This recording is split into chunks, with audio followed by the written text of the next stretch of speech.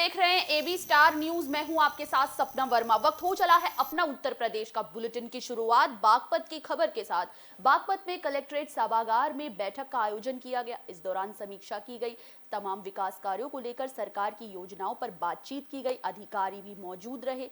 इस वक्त तमाम रूप से अधिकारियों के साथ बातचीत की गई। केंद्र और प्रदेश सरकार की तरफ से चलाई जा रही योजनाओं को जन जन तक पहुंचाने के लिए तमाम जिलों में विकास कार्यों की समीक्षा होती है, जिसकी रैंकिंग में पूरे प्रदेश में जिला बागपत दूसरे पायदान पर आने के बाद अधिकारियों में काफी खुशी देखने को मिली। वहीं डीएम बागपत राजकमल यादव ने बताया कि सबसे पहले तो मुझे ये बताते हुए बड़ी खुशी हो रही है कि मासिक समीक्षा बैठकों की जो रैंकिंग जारी होती है उसमें पूरे प्रदेश में बागपत का स्थान दूसरा है और हम लोग कर्मचारी और अधिकारियों की ये कोशिश रहती है कि विकास कार्यों की गति को बढ़ाए और समय सीमा से पहले विकास कार्यों को पूरा करें।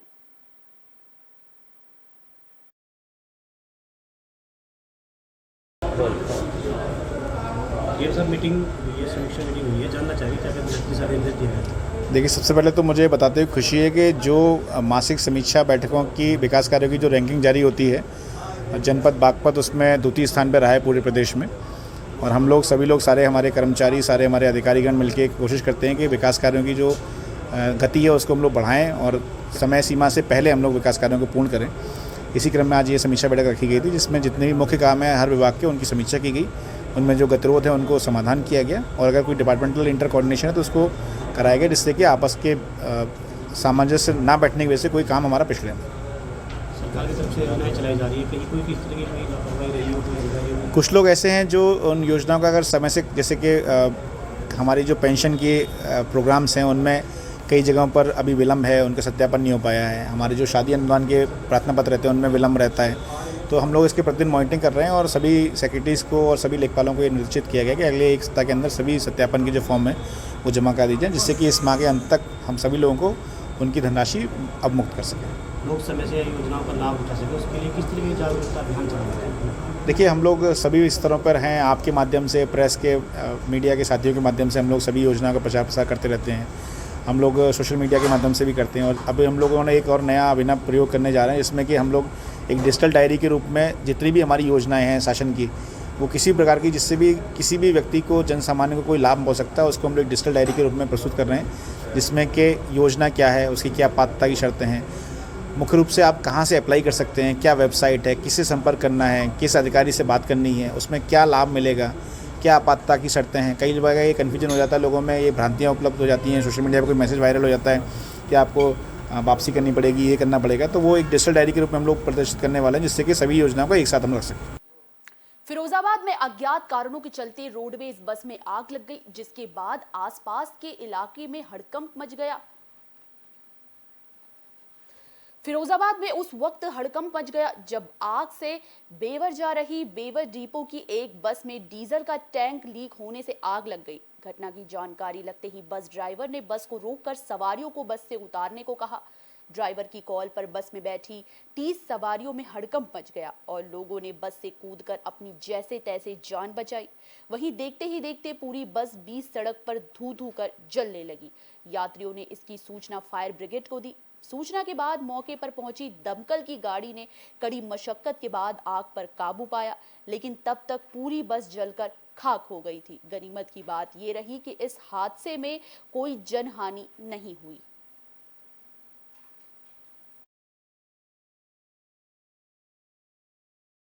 ये तो पूछो किस सीट पे बैठे थे?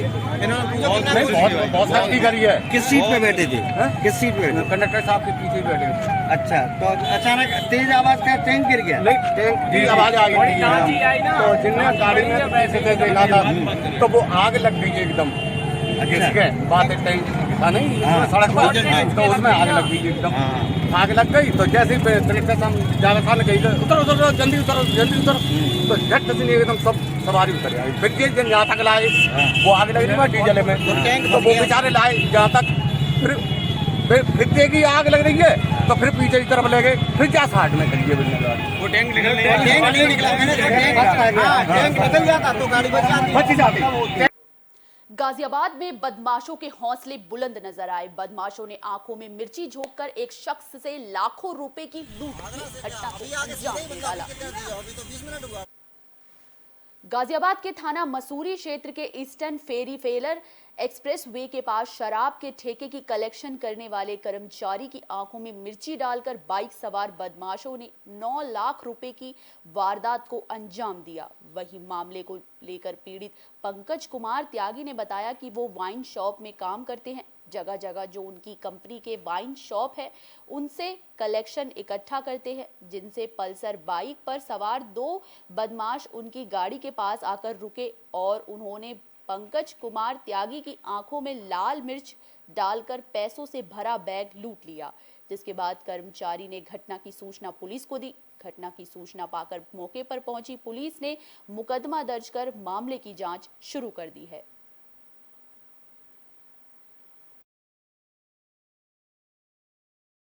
फिर क्या हुआ? पंकज कुमार त्यागी। कल असल में हमारा शराब का काम है, शराब के ठेके का हम काम करते हैं। तो कल मैंने एक जो है सेल्फ का चेक लिया 1,65,000 रुपये का। 2:30 बजे के करीब तकरीबन मैं गोविंदपुरम ब्रांच में पहुंचा, यूनियन बैंक ऑफ इंडिया में। वहां से मैंने 1,65,000 रुपये निकाले। उसे निकालने के बाद फिर मैं गोविंदपुरम 75,000 रुपये किसी पार्टी को दिए मैंने उसमें से, और फिर 30,000 रुपये वर्मा जी किरान वाले हैं यहाँ पर दिए सिल्वर सिटी के आसपास। वहाँ से देने के बाद उसके बाद मैं कैश कलेक्शन करने के लिए मसूरी होता हुआ देहरा ठेके पर पहुँचा। विदेशी शराब का ठेका हमारा ही है मुकेश चौहान के नाम से। तो उससे मैंने एक पैकेट वहाँ से लिया देहरे का, और वहाँ से लेने के बाद मैं देहरा होता हुआ धौलाना गया। वहाँ से मैंने जो है जो हमारे पार्टनर हैं उनके पिताजी हैं नरेंद्र प्रकाश शर्मा जी, उनसे एक पैकेट मैंने सपनावत ठेके का लिया, सपनावत ठेके का लिया। इसके बाद मैं वहाँ से लेता हुआ बझेड़ा पहुँचा, और बझेड़ा जाने के बाद मैंने बझेड़ा से वहाँ का बझेड़ा ठेके का पैकेट लिया। इसके बाद में पिलखवा बस स्टैंड देसी शराब का ठेका उस पर पहुँचा मैं। तो वहाँ से हमने जो है, जो हमारे दूसरे पार्टनर हैं धीरेन्द्र चौहान जी, वे मोदीनगर साइड से पैकेट लेते हुए आए हनुमानपुरी का।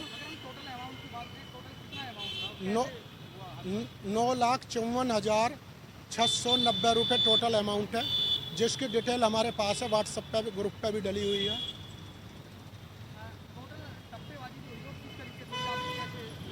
ये पिलखवा बस स्टैंड से जैसे मैं सारा कलेक्शन करने के बाद वहाँ से चला, मेरी गाड़ी का नंबर है UP14 BZ0115।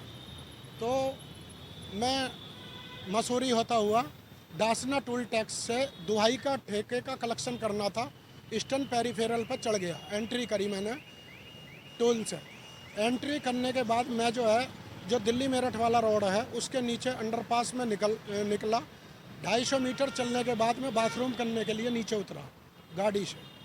तो गाड़ी से जैसे मैं बाथरूम कर रहा था उसी टाइम एक बाइक यू टर्न लेकर के आई, और यू टर्न लेने के बाद एक लड़का गाड़ी खिड़की ड्राइवर खिड़की के पास उतरा, और दूसरा लड़का जो है मेरे पास को आया मिर्च लेकर के। उसने मिर्च मेरी आंखों में झोंक दी। इससे पहले कि मैं कुछ ज़्यादा देख पाता, मैंने बैग निकालते हुए उसे देखा। एक लड़के को सफ़ेद शर्ट पहन रखी थी और मुंह पर।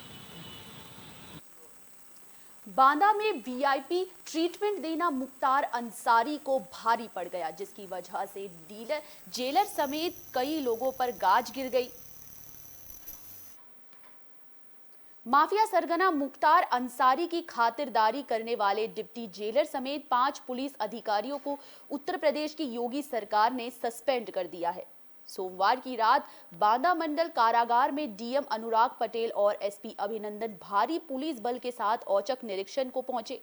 उस दौरान उन्हें गेट बंद होने के चलते करीब 15 मिनट इंतजार करना पड़ा, जिससे कि उनका पारा चढ़ गया और उन्हें जेल में किसी आपत्तिजनक स्थिति की शंका हुई। जिसके बाद DM और SP ने मौजूदा डिप्टी जेलर से सवाल जवाब किए तो डिप्टी जेलर ने बातों को गोलमाल किया, जिस पर DG जेल आनंद कुमार ने डिप्टी जेलर वीरेश्वर प्रताप सिंह समेत 4 जेल सुरक्षा कर्मियों को सस्पेंड कर दिया।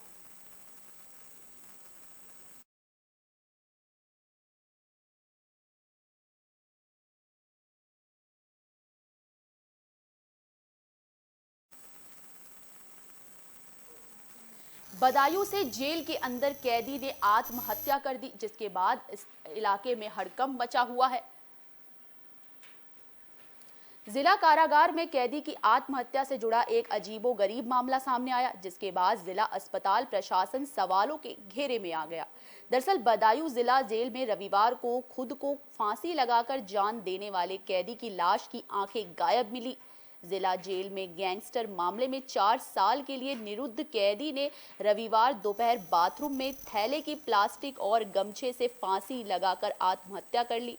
जानकारी होने पर जेल सुरक्षा कर्मी कैदी को जिला अस्पताल लेकर गए, जहां चिकित्सकों ने उसे मृत घोषित कर दिया। पुलिस ने पंचनामा भरकर शव को पोस्टमार्टम के लिए भेजा, तो मृतक के शव से दोनों आंखें गायब मिली।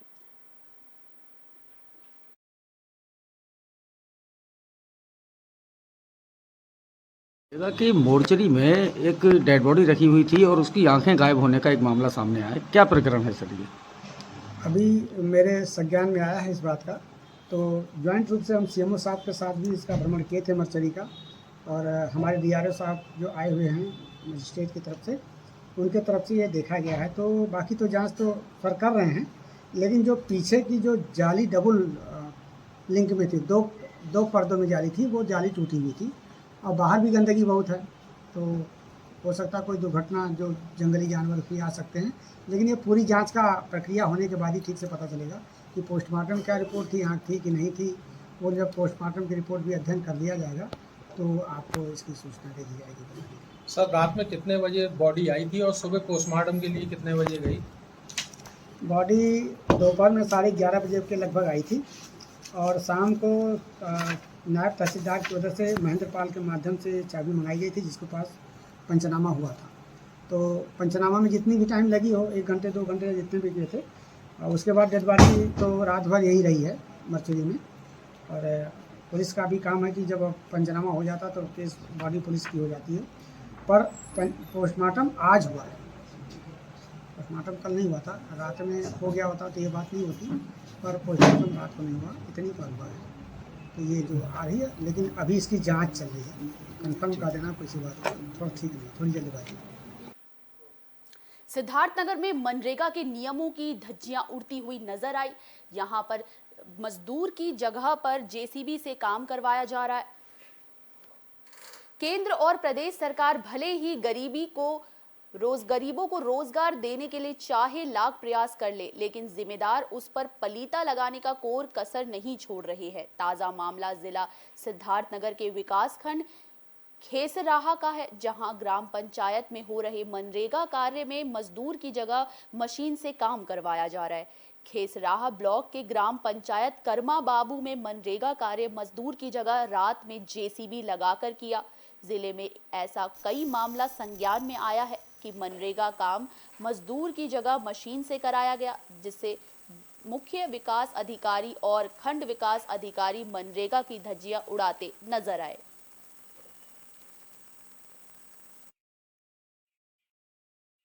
सर खेसरा विकासखंड के कर्मा बाबू एक गांव है, जहां पर मनरेगा का काम जीसीबी से कराया जा रहा है। इस पे क्या, क्योंकि लगातार यहां सिद्धार्थनगर में प्रधान द्वारा मनरेगा काम जो है सुर्खियों में आता रहता है, काम चलता रहता है, इस पे क्या कहना चाहिए? नहीं, अगर आपकी तरह जो बात बताई गई है अगर सही है, मैं इसके लिए अगर जांच कराने के लिए डीसी मनरेगा साहब को निर्देशित करता हूं। डीसी मनरेगा की जांच में अगर ये प्रकरण आता है तो उनके विरुद्ध कार्रवाई की जाएगी। कन्नौज से रिश्तों को तार-तार करता हुआ मामला सामने आया। दरअसल वहशी पिता ने अपनी ही बेटी के साथ दुष्कर्म किया।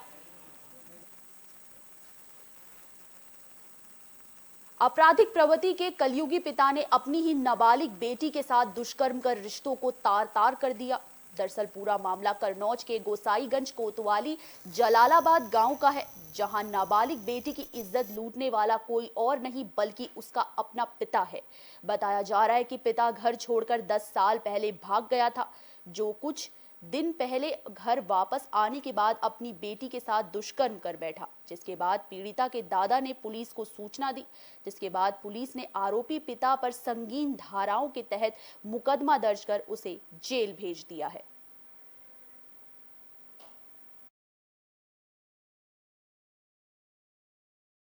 कहाँ रहते हैं आप? जलालाबाद। क्या घटना हो गई? घटना जैसे हो गई थी, अपने उसके पिता ने साहब उसको मारा और उसके साथ बलात्कार किया। किसके साथ बलात्कार किया? अपनी लड़की के साथ। और सगे पिता ने किया? जी, रमेश नाम है। पिता पकड़ गया? हाँ, वो अंदर है। अरे बच्ची कहाँ है? बच्ची वो का बैठी है। शिकायत कर दी आपने पुलिस से? हाँ, पुलिस क्या कह रही है? पुलिस उसके जहाँ छान हो गई है और वो अंदर आ गया, पकड़। अच्छा, कहाँ पे घटना को अंजाम दिया उसने? घर पे, कमरा पे। तो आप लोगों कैसे मालूम? नहीं थे, मेरी लड़की थी, वो सो रही थी, उसने गोदी से उठाया और उसको अंदर ले गया, मुँह बांध करके और उसको मारने लगा। उसके साथ निशान भी लगे हैं। तब हम लोग आए, तब से उसको निकाला पाए। बलरामपुर से मां बेटी के रिश्ते को शर्मसार करता हुआ एक मामला देखने को मिला। दरअसल मां ने अपनी ही बेटी को दरिंदों के हवाले कर दिया। जिले में रिश्तों को कलंकित करने का मामला सामने आया, जहां एक मां पर नाबालिग बेटी को हवस के भूखे भेड़ियों को परोसने का पूरा मामला देखा गया। हरैया थाना क्षेत्र में एक नाबालिग किशोरी ने सामूहिक दुष्कर्म का आरोप लगाया है।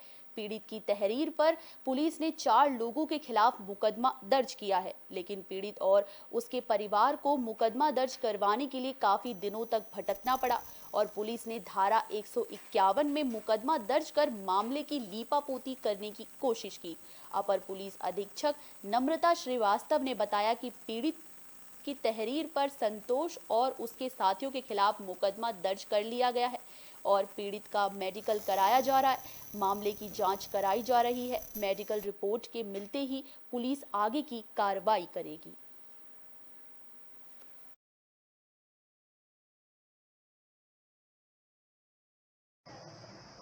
मणिपुर संतोष सोनी और मेरी मम्मी से बहुत ज़्यादा दिन से संबंध थी, लगभग 4-5 महीने से।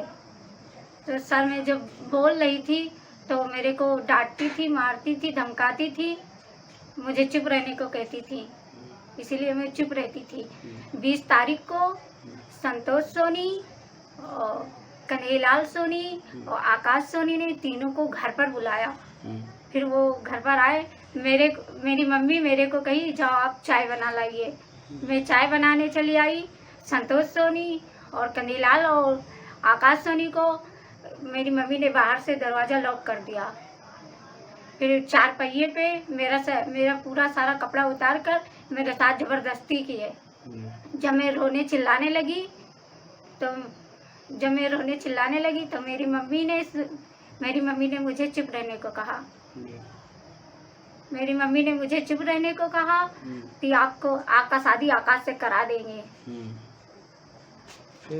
फिर मैंने 2-4 दिन तक चुप रही। फिर मैंने 28 तारीख को अपने आंटी से बताया। आंटी ने मेरी अंकल से बताया। अंकल ने मुझे वहाँ थाने पर दरखास्त दिलवाया गया। तो थाने पर क्या बोला गया? फिर वो इंस्पेक्टर साहब ने मेरी कार्रवाई नहीं सुनी। क्या कहे? वो मेरी कार्रवाई नहीं सुनी। पिंटू के खिलाफ थे, वो संतोष सोनी के खिलाफ थे। तो क्या बोले वो?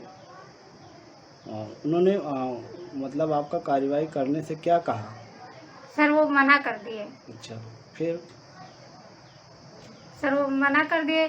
फिर मेरे चाचा ने मुझे एसपी किया लेके गए। जी, तो एसपी ने आश्वासन दिया है कार्रवाई करने का?